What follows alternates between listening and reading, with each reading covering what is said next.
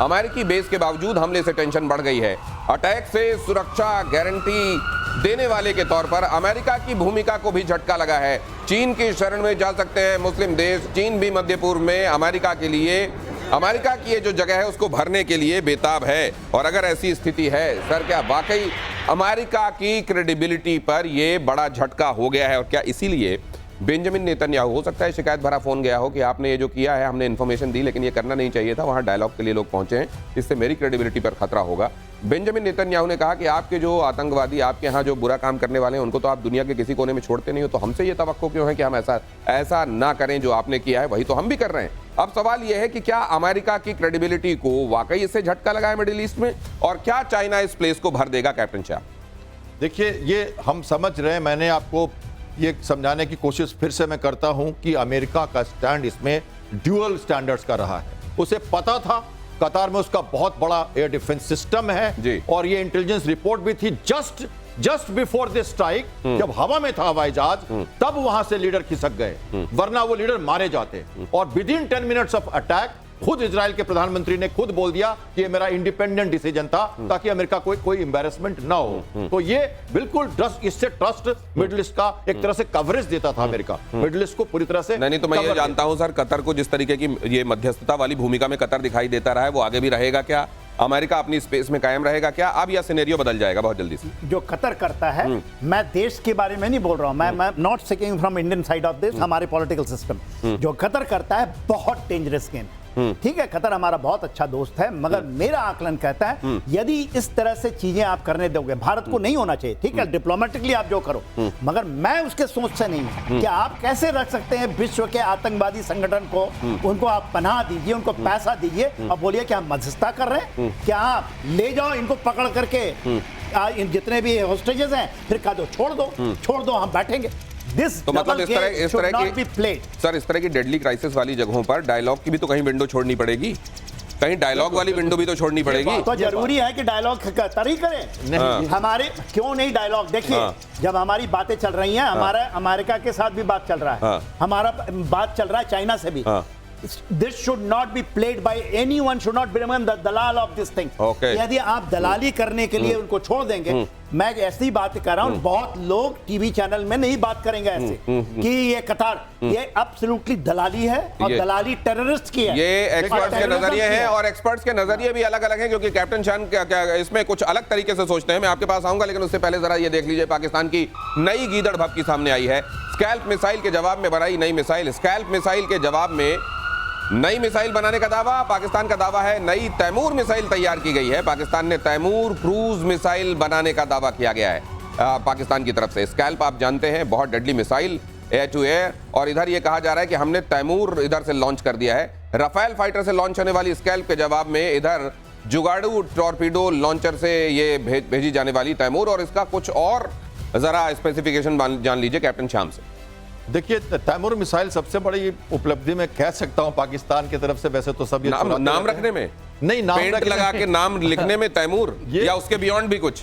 तैमूर नाम रखा उन्होंने, इंडिजिनस कहते हैं कि उन्होंने अपने यहाँ इसको बनाया है। तो ये मैं मान के चलूं कि उन्होंने अपना बनाया, क्योंकि ये विश्व कह रहा है कि उन्होंने अपना बनाया और ये चाइना से लिया हुआ नहीं है। और ये देखिए, एयर टू सरफेस मिसाइल है, और एयर टू सरफेस मिसाइल में स्कैल्प की बात हमने की थी। तो स्कैल्प के तुलना में इसको कहा जाए तो कहते तो इसकी 600 किलोमीटर की रेंज की मिसाइल है, ये हल्की मिसाइल है। और JF-17 में इसका इंटीग्रेशन वो कर रहे हैं, अगले साल तो इसको लाएंगे। JF-17 के साथ इसका इंटीग्रेशन होने का कुछ मकसद है, और उसके साथ भारत के लिए एक खतरा बनता है और एशिया के लिए खतरा बनता है, क्योंकि ये सी स्किमिंग मिसाइल है, नैप ऑफ अर्थ मिसाइल है। जमीन के बिल्कुल सतह के पास, समुद्र के सतह के पास जाके हवा से लॉन्च करने पे ये 300 किलोमीटर तक आपके किसी भी टारगेट को मार सकती है, चाहे वो इंफ्रास्ट्रक्चर हो। और सबसे बड़ी बात समझिए, समुद्र। सर ठीक है, समुद्र की प्रॉब्लम है। ये जो है इन्होंने इंडिजिनसली डेवलप की है क्या? नंबर 1। नंबर 2, क्या इन्होंने इसका टेस्ट कर लिया है?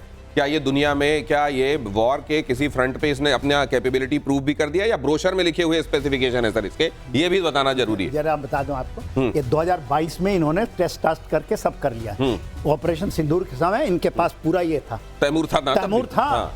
आज ये बातें कर रहे हैं कि शैडो स्टॉर्म की बात कर रहे हैं। आपको ये भी बता दें कि अगर उस तैमूर के नाम पर, जिसके वो तैमूर लंग जो था, वो लंग इसलिए उसमें नाम में था क्योंकि उसका लंगड़ा था एक पैर से, तो अगर इन्होंने ये तैमूर उसी के नाम पर रखा है तो ये भी पक्का मुझे लगता है ये हथियार लंगड़ा होने सब सोनिक है, 1 मैक से भी नीचे का है, मतलब आवाज की रफ्तार से भी कम का है, ये सब सोनिक सब सोनिक है, ये सब सोनिक है। स्कैल्प भी सब सोनिक है, मगर हमारा ब्रह्मोस सुपरसोनिक है, हाइपरसोनिक बनने वाला है, ये तो न्यू जनरेशन। तो ये 2022 में ही कमीशन हो गया था, कहां क्यों नहीं यूज कर लिया? आज वो केवल पेपरों के ऊपर में डराना कि हमने बना लिया, स्कैल्प को मार देंगे। स्कैल्प में तहलका मार, स्कैल्प जो है ये वही फ्रेंच क्या है ना, राफेल के ऊपर लगा के मारते हैं। और ये शैडो स्टॉर्म है, शैडो स्टॉर्म कुछ कर रहा है, उसका नाम स्कैल्प हम यहाँ बोल देते हैं। शैडो स्टॉर्म यही है क्योंकि ये यूके और फ्रांस का दोनों का मिला बना ये हिस्सा है। तो देखिए इसके ऊपर में इतनी घबराने की कोई बात नहीं है, सब सोनिक है। ये बोलते हैं कि 600 किलोमीटर मार देंगे, बोलते हैं इफेक्टिव है 250 किलोमीटर में, बोलते हैं वो आप हम कहते हैं नैप टू अर्थ, वो कह दिया कि इसको हम एंटी शिप में यूज करेंगे। तो स्पेसिफिकेशन तो बहुत सारे बताए जा रहे हैं, एक बात और ऐड कर दूं मैं जल्दी से। देखिए ये क्या है, इस मिसाइल को, ऐसे मिसाइल को लेके मैं उड़ा हूं लगातार, सीगल मिसाइल के साथ खेला हूं मैं। 0.8 मैक की थी या 0.7 मैक की मिसाइल से। एयर टू सरफेस मिसाइल की स्पीड जनरली इसी रेंज पर होती है क्योंकि इनका उपयोग दूसरे तरह से होता है, सरफेस टू सरफेस फायरिंग में नहीं होता। सी में इनके पास JF-17 के साथ इनका इंटीग्रेशन नहीं हुआ है, इसलिए हमारी फ्लीट 40 किलोमीटर पे बैठी थी। नहीं अगर हुआ होता तो हमें दूर रहना पड़ेगा। उनके पास एसएम्स नहीं है मैरीटाइम पेट्रोल के साथ। तो आप ये कह रहे हैं कि बना तो लिया लेकिन इंटीग्रेशन नहीं हुआ इसका। आज हमें चेतावनी दे रहा है वो कि आपको 400 किलोमीटर दूर से लड़ना पड़ेगा समुद्र में, क्योंकि वो उसका खतरा रहेगा। वो निकलेगा कराची से, आपको हमारे एयर डिफेंस सिस्टम के बाहर से रह के अटैक कर देगा हमारे फ्लीट पे। ये प्रॉब्लम है और बताया जा रहा है। और इधर चीनी नागरिकों ने पाकिस्तान पुलिस को पीटा है, जरा देख लीजिए खबर। पीओके में पाकिस्तानी पुलिस को पीटा है चीनी नागरिकों ने। पाकिस्तानी पुलिस से उलझ गए चीनी नागरिक। चीनी नागरिकों और पाकिस्तान की पुलिस के बीच में जबरदस्त मारपीट हुई है। पहले भी चीन अपने नागरिकों की सुरक्षा को लेकर चिंता प्रकट करता रहा है और अब शायद लगता है कि ये कह दिया गया है कि पत्थर अपने हाथ में ले लो, कानून वहां का अपने हाथ में ले लो, क्योंकि उसके अलावा तुम्हारी रक्षा और कोई कर नहीं सकता। देखिए ये गिलगित बाल्टिस्तान का है ना, वहाँ हुआ है जहाँ पर से सीपैक अंदर घुसता है, वहाँ पर 2 हैं। जहाँ से चाइना की गाड़ी आती है तो कोई इसको चेक नहीं करता, मगर जो है यहाँ पाकिस्तान की गाड़ी को जाती है चाइना में देने के लिए, तो उसकी इतनी चेकिंग होती है कि भेज ही नहीं पाते। अच्छा। और वो उनकी चीजें यदि पेरिसेबल खराब हो जाती, तो खास करके गिलगित बाल्टिस्तान के लोग बहुत परेशान, तो उन्होंने ब्लॉक कर दिया, उनके पास को ब्लॉक कर दिया। और इन्होंने अभी ये बंद है तो, और इनको तो नमाज नहीं पढ़ने देते वहाँ चाइनीज जो लगे हैं सीपैक के ऊपर में। तो पाकिस्तान अपनी हर से ऐसे ही कराना चाहता है। अभी तो उनके पुलिस को मार रहे हैं सर, वहां पता ये चला है कि ये लोग प्रोटेस्ट कर रहे थे जी, और चाइना के लोगों ने फिर उनके साथ इनकी भिड़ंत हो गई। 48 आवर्स रोक दिया था बस। इसके कारण वहाँ जो चाइनीज आते हैं ना, बिकॉज दे नो कि दे आर द बॉस, पैसा दे रखा है। ये सारे हैं, खैर मैं नाम नहीं लूंगा, जो फेंकते हैं दाने। तो आप ये कह रहे हैं कि कुछ दिनों में जिस तरीके से यहाँ चाइनीज खड़े हुए दिखाई दे रहे हैं, अभी कुछ दिनों में अमेरिकन खड़े हुए दिखाई देंगे वहां पर। हाँ, इसी तरह अपने प्राणों की रक्षा के लिए या तो पत्थर हाथ में लिए होंगे, वहां के विद्रोहियों से अपने आप को बचाने में लगे हुए होंगे। आप ये कह रहे हैं? मैं कह रहा हूँ कि वहाँ की जनता इसको रोक दी है। वहाँ के आप पुलिस जो दिखा रहे हैं ना, ये आसिम मुनीर हैं वहाँ के, उनको मार रहे हैं चाइनीज। तो ऐसे ही होगा यदि आप उसकी युक्ति लेना चाहते हैं तो यही है। वहाँ की जनता अमेरिकन के भी ऐसी पिटाई होगी। आपका जवाब बलूचिस्तान से था, वहाँ के लोग इंतजार कर रहे हैं। बिल्कुल बिल्कुल, मैं यही कह रहा हूं। के लोग इंतजार कर रहे हैं कि यहाँ गिलगित बाल्टिस्तान में तुमने कर लिया संधि, आओ तो खदान खोद के दिखाओ, तो हम तुमको दिखाते हैं। अमेरिकन को धमकी दी है। हाँ, बिल तो फट गया, अब जरा थाली भी लगा देते हैं तुम्हारी, वो भी खा के दिखाओ। और पाकिस्तान में प्रभाव बढ़ा रहे हैं अमेरिका और चीन, दोनों में होड़ लगी हुई है। पाकिस्तान को लेकर चीन और अमेरिका में एक कोल्ड वॉर सा चल रहा है। चीन अमेरिका के साथ डबल गेम कर रहा है, दोनों मुल्कों के साथ डबल गेम कर रहा है पाकिस्तान। दोनों देशों से फायदा उठाने में लगा हुआ है। चीन को सीपेक 2.0 प्रोजेक्ट का लालच, पाकिस्तान के एयरबेस पर अमेरिका की नजर है और पाकिस्तान के रेयर अर्थ मेटल पर भी, अगर वहां पर हैं, वहां एनर्जी अगर वहां ऑयल के रूप में, गैस के रूप में मौजूद है, उस पर भी अमेरिका की नजर है।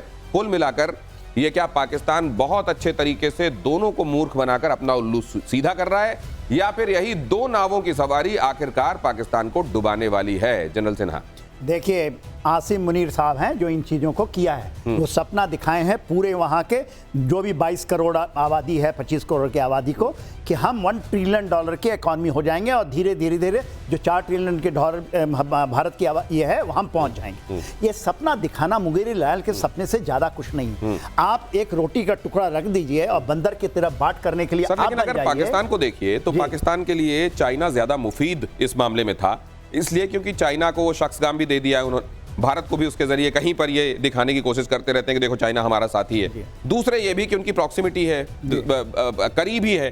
अमेरिका तो उधर बैठा हुआ है। अमेरिका के साथ ये जो अभी रिसेंटली इनकी जो कुर्बत शुरू हुई है, इसका अंजाम चाइना की भी नाराजगी, ना माया मिली ना राम जैसा आगे देखते हैं, या कहीं ये फिर से निभा ले जाएंगे? आप एब्सोल्युटली कह दिए। देखिए निभा क्या, ये आए थे ना अफगानिस्तान में, अफगानिस्तान के अंदर में ये डीप स्टेट कहते थे कि जो हमारा डीप थ्रस्ट है, हमारे इंडिया करेगा अटैक तो हम अफगानिस्तान में जाकर के हमारा डेप्थ है, स्ट्रेटेजिक डेप्थ बात करते थे। अभी हम जाके दिखाएं अफगानिस्तान में मारते हैं तालिबान इन्होंने खड़ा किया है। इनकी सांप सुचुंदर वाली हान होने वाली है। वो इस पर कुछ मार्क कर रहे हैं। आप ध्यान से देखिए अपने स्क्रीन पे, हाँ जी, जो मैं आपको कहने की कोशिश कर रहा हूं। अमेरिका की स्ट्रैटेजी देखिए, बेसिस का इस्तेमाल, सेना के साथ रणनीति, मुनीर को बुलाना, उनको लंच कराना और शहबाज शरीफ को बाईपास करना। और चाइना की नीति देखिए, कृषि क्षेत्र, खनन, लॉन्ग टर्म बीआरएस, संस्कार, culture, embedment in Pakistan, long term embedment. America कभी भी यूटर्न ले लेगा और हमारे साथ भी ले लेता है।